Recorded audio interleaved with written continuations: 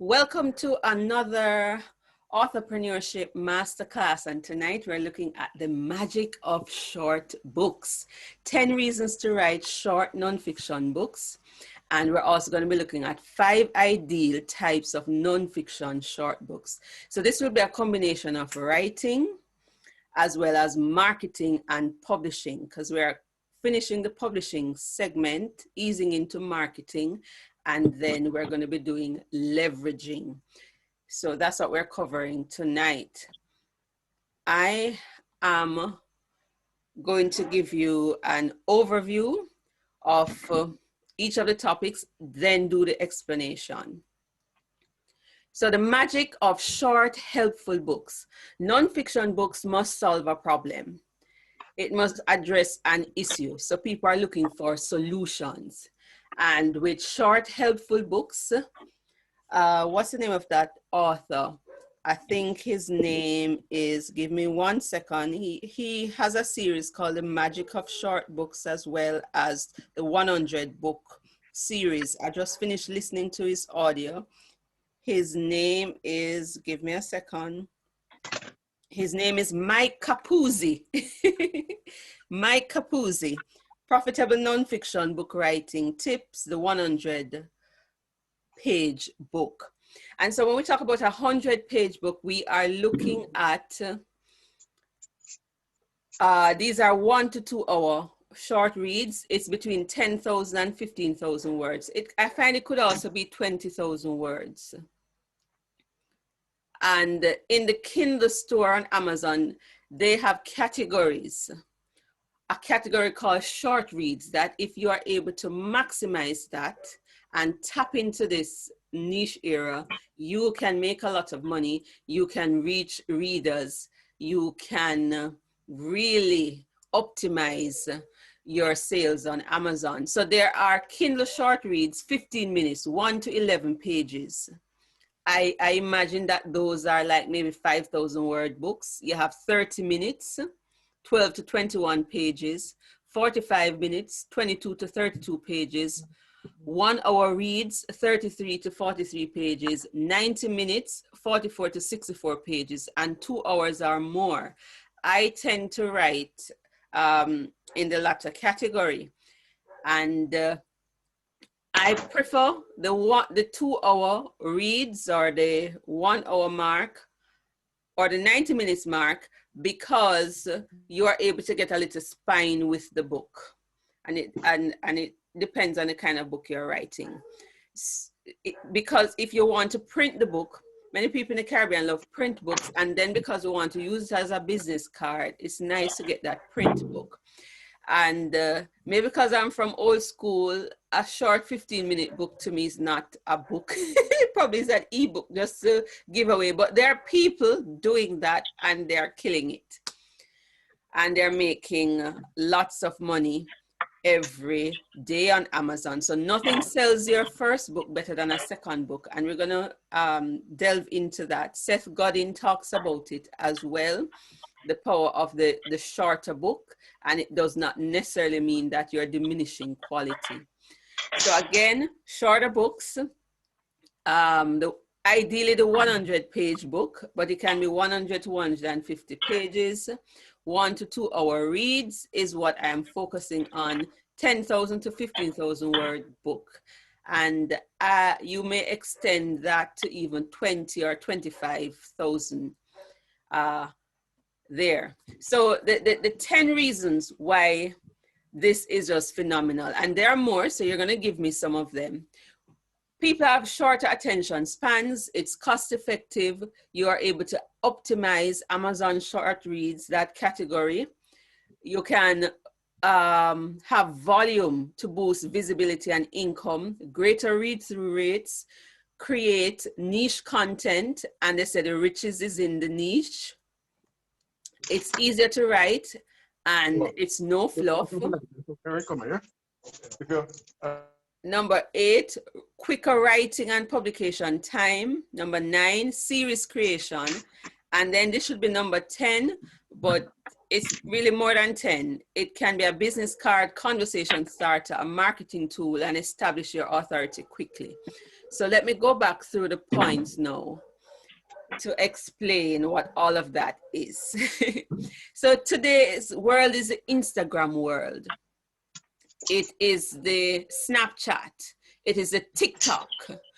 So the days of people writing bigger books, 200 pages, 300 pages of books, people don't want that. So it turns them off when they see that. So that perhaps is reserved for textbooks that you are forced to read. And people are turned off by that, especially a nonfiction book.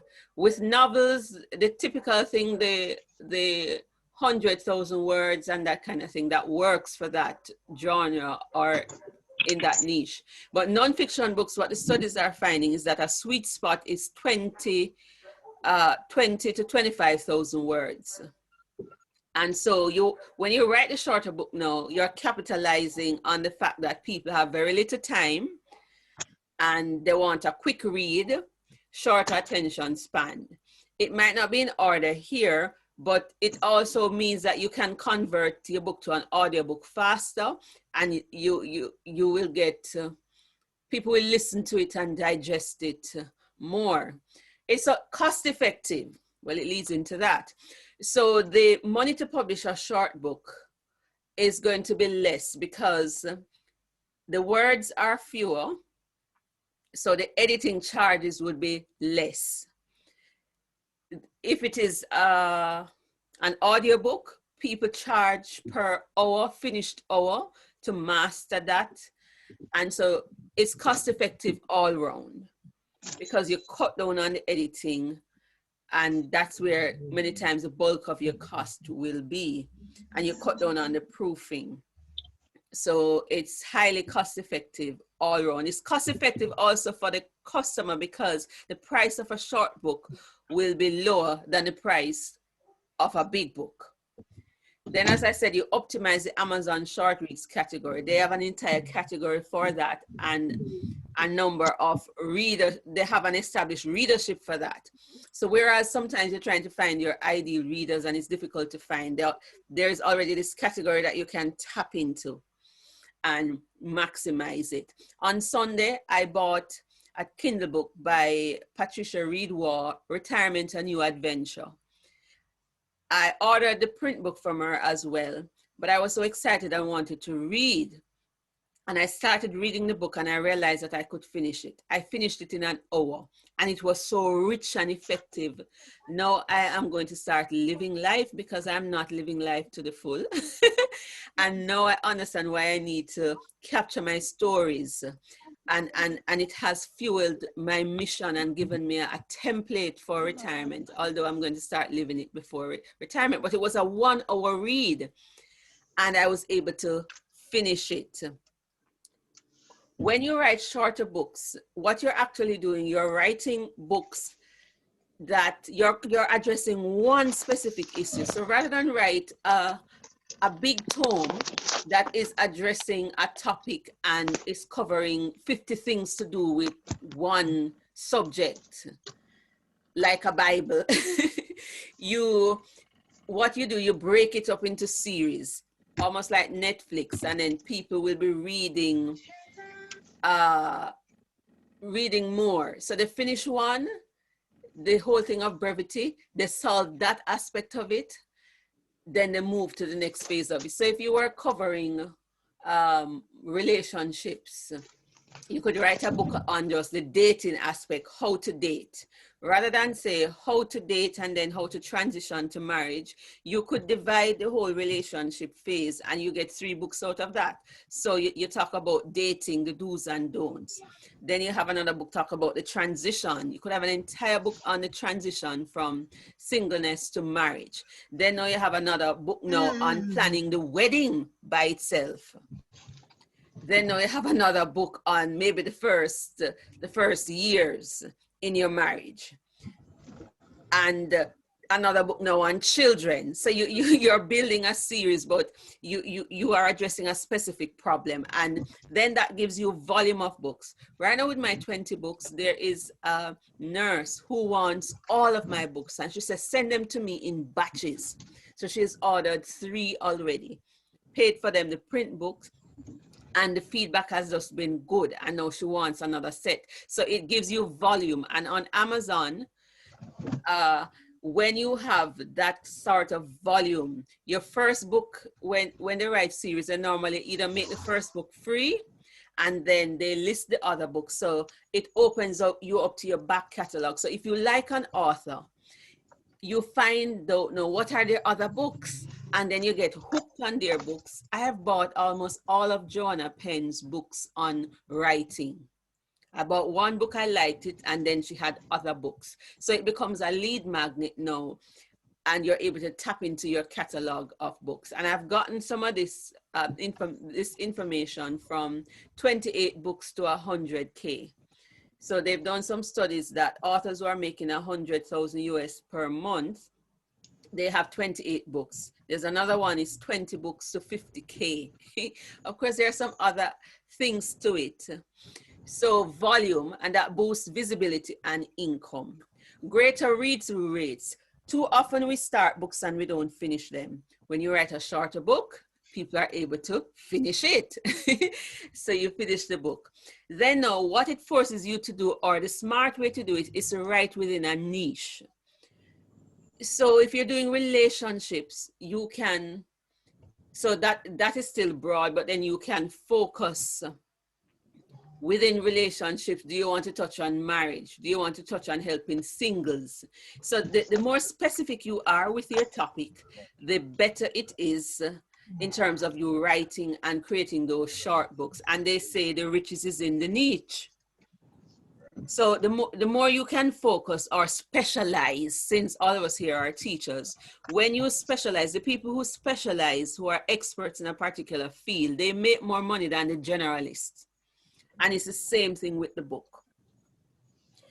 The other thing is that it is easier to write. So when you are trying to write that big book and that passion book and your magnus opus, it may take you 10 years to write, but when you're writing a shorter book, between 10 and 30,000 words for argument's sake, although with the 100-page book, the book is usually a little less, maybe 25 max, 25,000 words max, or 20,000 words.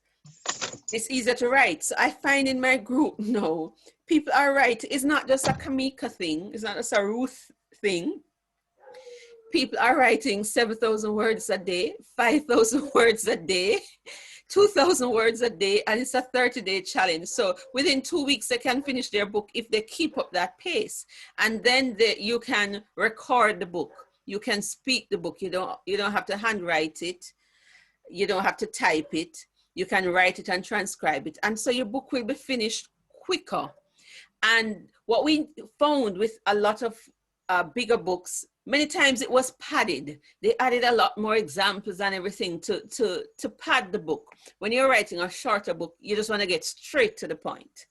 No fluff. So easier to write. This whole thing of you can't find time to write the books. You could write the book in 2 hours.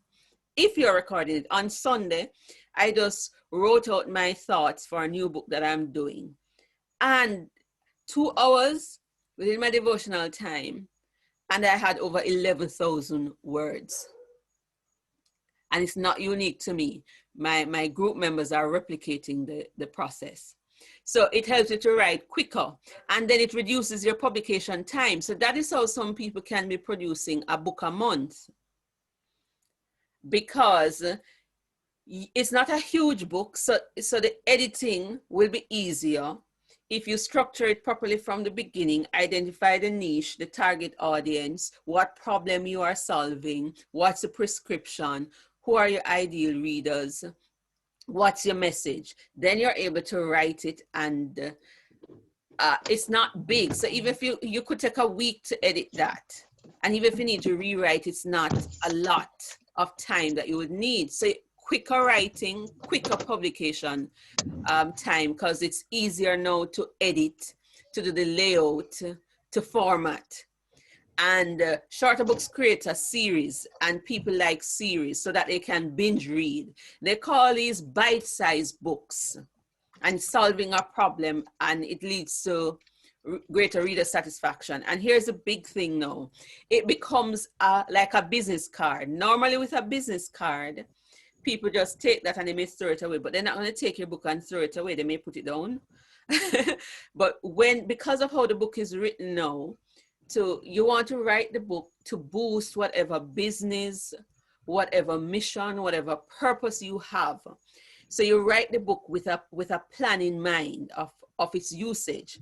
And so this book now becomes your conversation starter. It becomes your business card to present to people that you want to work with, to get prospective clients, to open doors.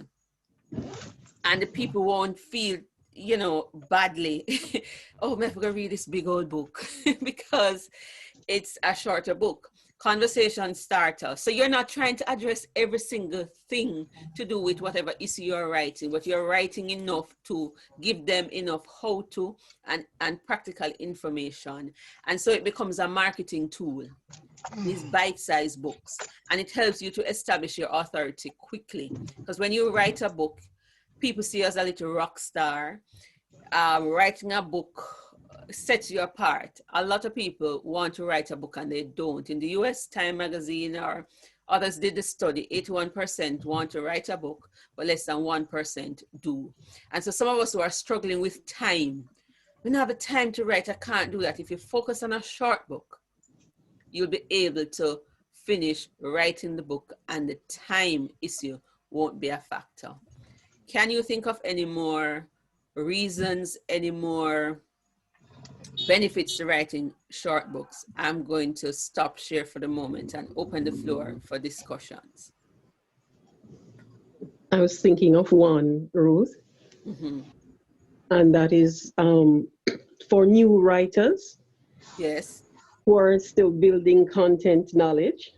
Yes. And trying to unpack information and boost confidence. It would be great to start with a small book, a shorter book. Excellent, Antoinette, excellent point. So it will boost confidence for new writers and help them to finish so they feel they're going someplace. Any comments, Dr. B? No, not at this point in time, hush. Do you feel that you can write now a short book? Do you feel inspired to go write a short book? I can write. No, man, I can write many, but it's just the time to focus. Many ideas running through and what have you, but it's just, I'm just focused on job and some deliverables that are really crushing. Multiple challenges right now, so. Okay, understand. All right, so what can you write about in terms of topics for short books? That's going to be part 2 now. Let me get into that quickly.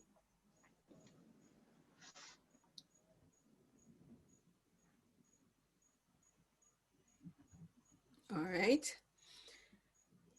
So 5 ideal types of short books. And what I got this from Michelle Culp, 28 books to 100K, but short books, Mike, well, his name is so funny, sometimes it's hard to remember, Capuzzi, he calls these, welcome Raquel, Mike Capuzzi calls these shooks. So that's a combination of short and books, so these are shooks. So 5 ideal types of short books or shooks. List or tip books. So when you Google many times, it's how to something, and they will give you a list. So sometimes you find books like 21 ways to do so and so. And that's how John Maxwell did it, 21 Laws of Leadership. That is a list kind of book. 7 ways to do so and so. 7 tips, 8 ways, 21 laws of whatever, 42 laws of XYZ. Antoinette, you're doing a kind of list book as well, even though it's a memoir. Right, right, but it's 50 lessons I learned from turning 50. right. So list or tip books are ideal. So that's one. A step-by-step guide. So like when I write now how to publish a book, how to write fast, or the Rocket Writer. And most people finish the Rocket Writer real fast because that's a shook. That was a shook that is shaking up the place. And it gave them a step-by-step workbooks. These are ideal non-fiction books. Remember, non-fiction books, these books that we're talking about, these shooks, these short books are solving a problem. They're providing a solution. No fluff, get to the point. And step-by-step guides. A Q&A interview focused on a specific topic. So you could have those kind of books where it's almost like Q&A. Sometimes you're interviewing successful people. There's a man who wrote a book on successful profiles of successful people. Or you have an issue and you ask a number of questions on it. You ask somebody to interview you on that, and then you can turn that into a short book, like on singleness or marriage. What makes a marriage work? And whatever the thing is, you're interviewed on it, and then you can turn that into a book. You can have somebody literally interview, then you go to find answers, or you can interview many people and then compile their answers into a short book. You can also have a single deep dive collection. For example, top strategies, top recipes, or top performers in an industry. And so you have that collection. So some people have this is where sometimes collaborative writing comes in and you're able to finish faster. Then you have like the extended blog post, wink, wink, Antoinette. So you can write your articles, your blogs, and then you turn them into a book. What Reverend Chisholm did, these articles that he wrote in the newspaper, he extended them and then turned them into a book. And there are other things that you could use, but those are 5 ideas for short books. Can you think of more? Let me open the floor for comments, questions. Can you think of more? Wait a second. Oh, sorry, go ahead, because I'm late, so I was just... It can be anything about society, any social commentary, can be Bible studies. Yes. Leadership profiles. Excellent. Yes, yes, yes. And I wanted to save some things for next week, but let me just give you a little tip here. There are about 6 niches, 6 areas that if you write or coach in these areas, it's almost bound to sell and you're bound to do well. Anything to do with career and business, anything to do with relationships, building a skill, anything to do with making money. Did I say relationships? 5 areas off the top of my head. If you can work in those areas, you will be great. Then I heard Brian Tracy give a tip. Did you know that 70% of the successful books are non-fiction books? Only 30% are fiction books, but you know, those storybooks kind of get the attention. But majority of the books, the best-selling books, he says 70% of them are non-fiction books and they are written in simple language. But he says, if you want to write a best-selling book, here's what you need to do. Find an issue that affects 1 million people and then write that book. So the book you're thinking of, do you think you have an audience of 1 million people who are interested or affected by that issue? That's the key. One of the keys, the secrets to writing a best-selling book. And not just like an Amazon best-selling book. I'm talking about international bestseller, which is if you sell 100,000 copies, then you're considered an international bestseller. Any comments? Raquel, what were you going to say?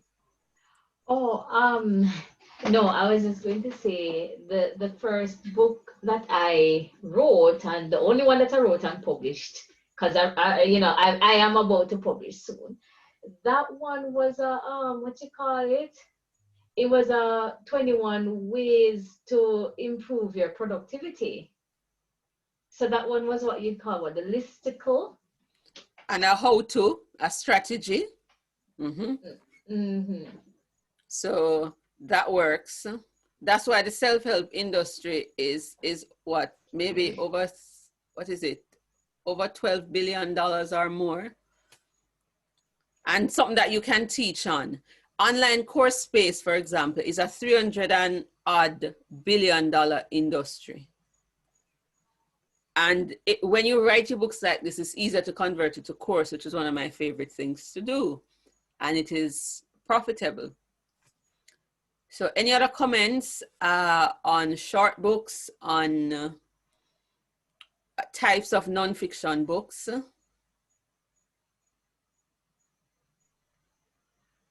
And the magic of writing short books and seeing it as your marketing tool, because the best marketing tool is, if you have a is to build a catalog, write books in series, and then you use one of the book, you make it free to build your list and to pull people in. We call that your lead magnet, your funnel. And then next week, now what I want to do is to show you now, I found a book that gave me 50 ways to come up with your book titles. So I'm going to share maybe 20 of those ways with you next week, because marketing begins with the cover design and the book title and its subtitle. So you want to ensure that that is done properly. So it's all connected. Marketing is the cover. It has to do with the title. The marketing is in there. And if you get that right, you're on your way to doing well with your books. So that's that. If there are no other questions, we can call it an early night. So talk about short books. We have a short session tonight. Well, for Raquel's sake, let me just go back over the points that we touched since she came on late. Let's just review and then close. All right, so Raquel, the magic of short books, 10 reasons why you should write short books, and 5 ideal types of nonfiction short books. And Mike Capuzzi calls the short books shooks. So there's a category on Amazon, Kindle, called short reads. And these are the number of pages, anything less than 150 pages. So we're talking 1 to 2 hour reads or less, 10,000 to 15,000 words. And we're talking short, helpful books, because you want books to solve a problem. So I'm just going to race through the rest. People have short attention spans, and they're talking about they don't have any time, so that helps. It's cost effective. You're going to optimize Amazon short reads category. It gives you volume, because you're going to write several books, and it boosts your visibility and your income, because the more books people will buy from you, the more money you will make. So 28 books to 100K, 20 books to 50K. You will have greater read-through rates. So you start a book and can't finish it. It helps you to create niche content, and you know the riches is in the niche. It's easier to write. You have no fluff, and so you will finish it faster. Quicker writing and publication timeline, because you have less editing to do. So that's how you can even write a book a month. It helps you to create your series. It becomes a good business card, a conversation starter, a marketing tool, and it helps you to establish your authority quickly. And you caught the last part, so I don't need to go back over that. So that's it, ladies.